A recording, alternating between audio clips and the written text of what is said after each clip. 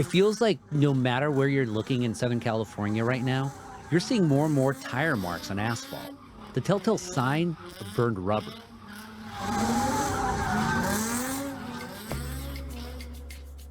Street takeovers, street races, they're the latest manifestations of car culture in the region, cousins to the drag races, lowrider cruises, V-dub love-ins, and so much more that have gone on here for decades. But what you're seeing right now, a lot of people say the scene feels different. What's happening right now is organized through Instagram posts who have just enough information about where and when to meet, but not enough to tip off police. Hundreds of people then descend onto an intersection or a stretch of road, even freeways, to watch cars do all sorts of tricks that can quickly turn deadly. Witnesses say an SUV crashed into a red sedan at a Compton intersection, fatally injuring two. If you want to race, go to a racetrack, a legal racetrack. But the best thing to do is not do it at all. These so-called sideshows have been around for a while, but exploded in popularity during the pandemic. I gotta admit, all of this looks cool, like a game of Grand Theft Auto. It takes a lot of skills to be able to weave in and out of traffic or do donuts with your friends while they're hanging out the windows, you know? But car accidents, pedestrian deaths, stabbings, and shootings at them are happening more and more. It's very unsafe. You cannot go out and walk. You cannot ride a bike. It takes away the quiet enjoyment of your housing because this happens at all hours of the day and night. I'm Gustavo Arellano. You're listening to The Times, essential news from the LA Times. It's Friday, September 9th, 2022.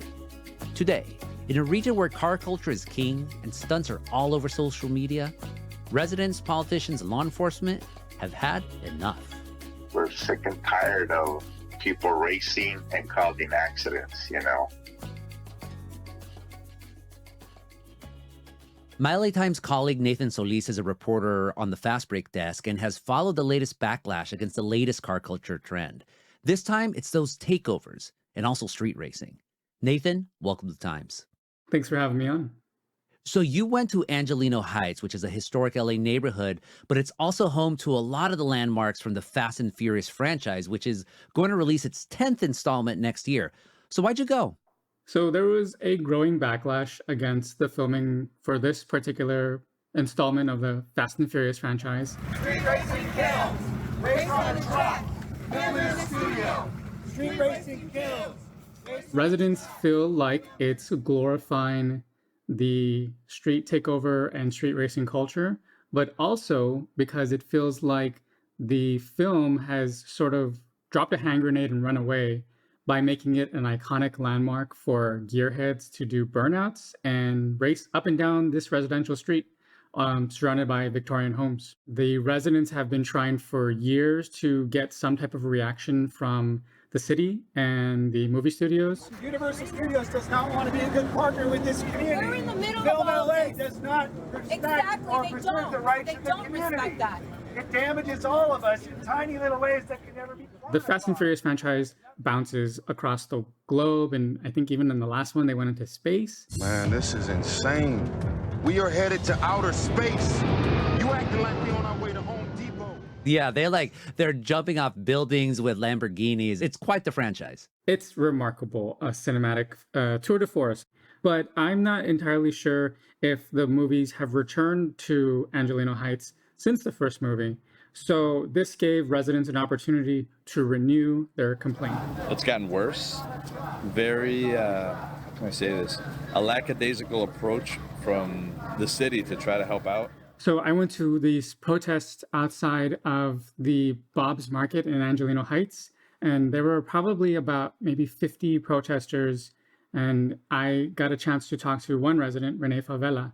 He has lived in Angelino Heights for 17 years now, and he described how the films have changed the neighborhood. You know, the studios have gotten bigger with their productions, and bigger and bigger and bigger, which causes an inconvenience. But, you know, the movie brings on a lot of, you know, you don't want to say it encourages the street racing, but it doesn't help. We get people who come here all the time, every day, to do their donuts because of the movie. They take pictures in front of the market. In front of the market. and in some weird way they feel like they're a part of the movie or something. I also talked to Bella, who spoke at the protest in Angelino Heights, and she shared about how her everyday life has been impacted by this continual street racing. And after I started to have a family, within the next couple of years, this problem starts to develop in my neighborhood. Literally, practically right outside my door. Every single day, I've had to deal with waking up in the middle of the night, having restless sleep, being completely thrown off on my day because I have to deal with this every single day, day in and day out. At nighttime, maybe 3 to 4 to 5 times in the middle of the night. I spoke with another woman, Teresa Fialos, who manages a property in Angelino Heights. She said that the street racing has left its marks on the neighborhood. There's lots of tire markings where they do donuts, continuously. The burnouts and things like that. Burnouts. Also here on Marion and Sunset, right there half a block away. During the pandemic, the street was taken over many, many times. She was here? Large crowds, very dangerous to do more car stunts. This franchise really is iconic. I mean, to the point where now Angelino Heights and that Bob's Market's a tourist attraction. Yeah, I got the chance to meet 2 people on vacation from Italy, Sarah and Roberto, and they came specifically to see where the movies had been filmed. Roberto being a big fan. It's a very American movie. Would you agree? It's an American movie? It's like, it feels like America. Sí, sí, sí, sí. It's like muscle cars and It's a typical American film, American movie action. That in Italy we saw. You saw this film and you think about, yeah, it's an American movie. That's no true. doubt. There's no doubt, yeah. Nathan, so this protest in Angelino Heights came at like, what do they say, kismet time, because there's been a lot of attention paid in Southern California this year to those types of tricks that the Fast and Furious franchise glamorized. But what are the actual numbers on burnouts, street takeovers, street racing going on right now in the Southland? So we'll compare it to last year. The first 6 months of 2021, there were 500 reported street takeovers, according to the Los Angeles Police Department. For the same time frame for 2022, we've seen about 700 street takeovers. And that number is probably growing as we speak. And when did the LAPD start tracking these street takeovers? Well, obviously, street takeovers predate the Fast and Furious franchise. And the type of information that the LAPD has been tracking goes back at least 5 or 6 years when street racing and takeovers really ramped up.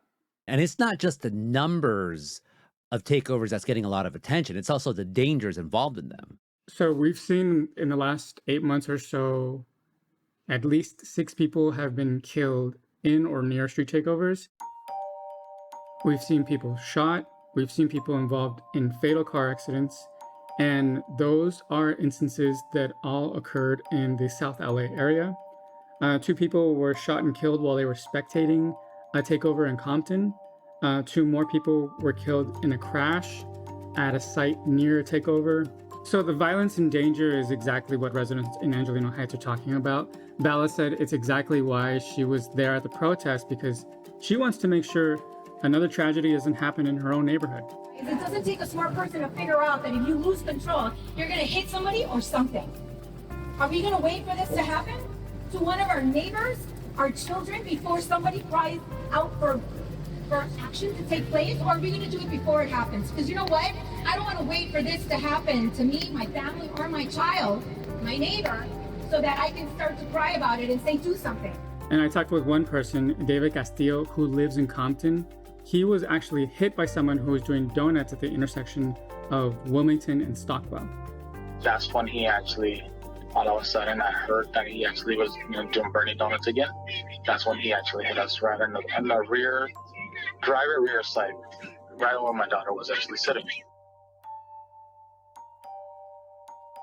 More after the break.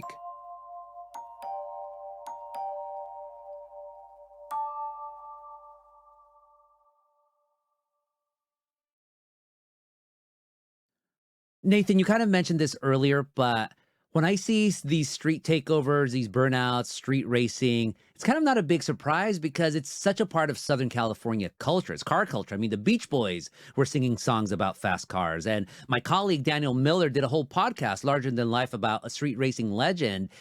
And I like cars. I think you like cars, but not everyone necessarily knows about it. So maybe you should give us some history about how Southern California's street scene with cars has evolved over the decades. Yeah, you're absolutely right. Cars and street racing go hand in hand in Southern California. George Lucas famously featured a drag race in his movie American Graffiti. Wow, he's really fast, isn't he? Yeah, but he's stupid. So we have this idea of street racing that was around and stagnated through the 1980s. And then it got a bit more ramped up. And that's kind of what the argument with the residents in Angelino Heights are making about the Fast and Furious franchise, is that all of a sudden you started to see much more dangerous street racing careening through residential neighborhoods. And it's not exactly a one-to-one comparison to say that Fast and Furious is the reason why street racing and takeovers are so popular now, but it definitely had a hand in making that push. And so now we're starting to see a distinction between street racing and cruising, which is, you know, back in the days when people would get in cars and just drive up and down Whittier Boulevard. And so both are a part of car culture, but totally different because cruising is nice and easy and slow, and street racing has this very, I don't want to say nefarious element, but people are definitely much more afraid when they hear a street racer coming down their street. And then you have just taking over an intersection or a freeway with just crazy ass donuts. That's a whole other thing. Yeah, I mean, I went over to a street takeover in Compton. It was like 1 minute, it was a completely empty intersection. And then within maybe 15 minutes, there were hundreds of people standing around, watching cars careening around, burning rubber, burning their brake pads, really just letting loose in this neighborhood. It felt like this type of communal event, but it also had a criminal element to it. I only laughed because it felt so odd to be surrounded by all these people who were not saying anything, but were all just looking at the middle of this pit, sort of like a gladiator event. I talked to a few people there. They were not happy that I was talking to them for a story, but they were not really impressed when I told them that people were getting hurt or residents were upset. They said that they weren't hurting anyone because they were doing this in the middle of the night. One of the things about car culture is that law enforcement was always on them, always cracking down on cruising, always cracking down on drag racing. But how has law enforcement and city officials responded to this latest rise in street takeovers? So police say that they're putting together their own coordinated task force, but it's more or less a lot of times ineffective. Police say that they're outnumbered when they go to a street takeover and they cannot safely stop the event because you'll have 2 officers for 200 people and multiple vehicles that are going to be going in 100 different directions. LAPD Traffic Commander Al Pasos shared with me some of the challenges law enforcement have been facing. The difference with these, what makes these so unique is A, it's in a vehicle, and B, they're usually surrounded by crowds. These folks have taken their massive numbers and they're able to block all the availability for the officers to enter. And if they try to enter on foot, now we're resulting in confrontations with some of these other individuals that are part of the crowd. So we have to, unfortunately, allow kind of this thing to occur until we have a number of resources in play to attempt to disrupt this and to get them to cease their activity and then leave the area. I asked about enforcement efforts when I talked to Teresa, one of the Angelino Heights residents. What has the response been like from the city of Los Angeles? We have had no response. They did put up these plastic bollards, but that was after years and years of group emails and Zoom calls. Another person I spoke to, Damian Kevitt, he's the executive director and founder of the nonprofit Streets Are For Everyone. And he said that the city is prioritizing profit over the safety of residents. And that's really what this is about. This is, you know, in Angelino Heights, basically the city of LA has prioritized the short-term profits of NBC Universal over the health of the community and the long-term effects of continuing to popularize this location as a destination for street racers and not doing anything about it. So in terms of enforcement, I've seen on Instagram that the LAPD posts stuff to like try to shame people from participating in burnouts or illegal races. How's that working out? Yeah, so the LAPD has an unofficial street racer account where they will post videos and photos of people in their buckets whipping around intersections, and then they'll follow up those images with those same cars on the back of tow trucks. And they basically want people to know that they will have consequences for street racing and participating in takeovers. You have law enforcement cracking down, but city officials are also talking about putting fines on folks. I know in the city of Santana, like they tried to outlaw street racing and that they were told that it was unconstitutional to do something like that. Yeah, so the city attorney's office in Los Angeles is building cases against street racers to either permanently seize their vehicles or impound them for 30 days. And they're hoping that this is a deterrent. The city of Los Angeles is also looking into fining people for actually sharing information about street takeovers on social media. And you can also be fined for spectating at one of these events. And you also talked to Compton Mayor Emma Sharif. What did she tell you about street takeovers at the city? Well, she told me that the city has added cameras at intersections where takeovers occur frequently. And after I talked to her, the city installed ceramic bumps. They're called bot dots at 4 intersections to deter takeovers. And we are just trying to make sure that we take care of our citizens and make sure that we have covered all our bases when it comes down to trying to address this issue. But unfortunately, you have also seen some people doing donuts on the bot dots. So it's been like a challenge gauntlet thrown down to the takeover community. More after the break.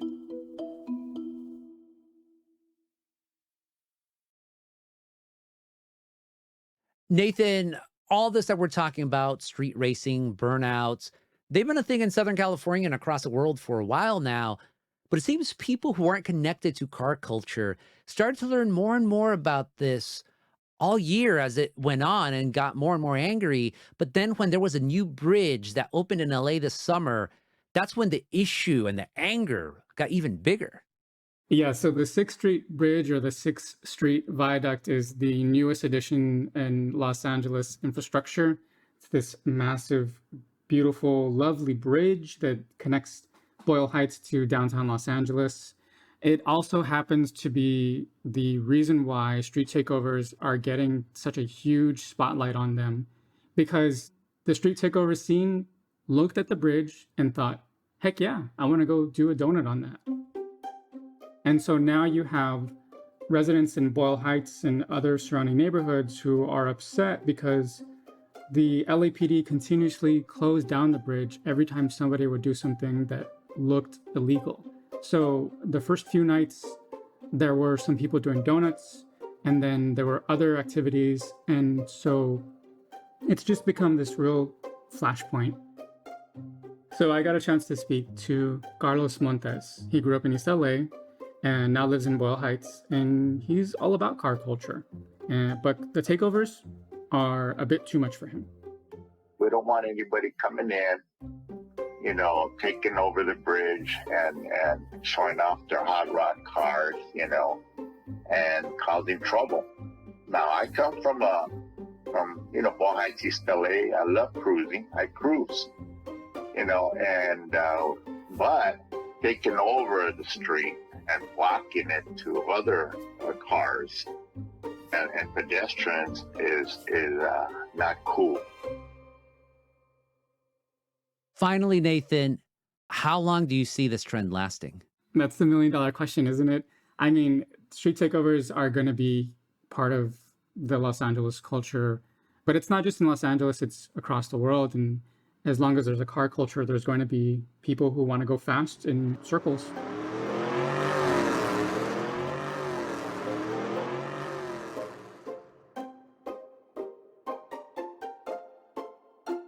Nathan, thank you so much for this conversation. Thanks so much for having me.